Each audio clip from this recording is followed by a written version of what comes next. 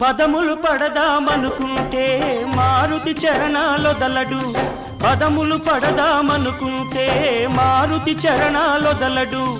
ఫలములు తినిపించాలంటే పాపం శబరికి బెదురు ఫలములు తినిపించాలంటే పాపం శబరికి బెదురు పాదం కడగాలనుకుంటే పదపడి గుహుడే తయ్యారు పాదం కడగాలనుకుంటే పదపడి గుహుడే తయ్యారు ప్రాణాలిద్దామనుకుంటే పక్షి జటాయువులుంటారు ఏమయ్యా ఏమయ్యా ఓ రామయ్యా